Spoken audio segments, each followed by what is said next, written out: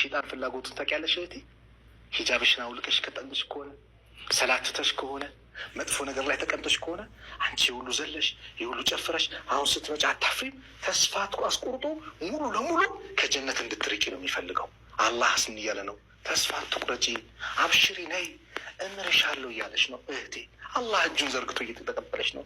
አላህ እምርሻለሁ ብሎሻል ወንድሜ። አላህ እምርሃለሁ ሰላት እስካሁን ዛው በቃ አሁን ተውባ አድርገህ ና ስገድ፣ ና አምልከኝ እያለ ነው። ባለህ እድሜ ተጠቀም እያለ ነው አላህ። ኻቲማው ደግሞ ሲያምር ነው መጨረሻው እናሳምረው። የሸይጣን አጋራ ነው። ሸይጣን ሁሌም ተስፋ እንድንቆርጥ ይፈልጋል።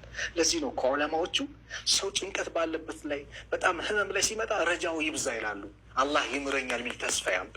ቅንጦት ሲመጣ ግን አላህ ሊቀጣኝ ይችላል ብሎ ያስብ። ለምን? ቅንጦት መንገድ ያስታልና የአላህን ቅጣት ያስብ ይላል። ስለዚህ የሸይጣንን መንገድ ለመራቅ አላህ ሱብሓነሁ ወተዓላ የሚወደውን ነገር ማግኘት አለብን።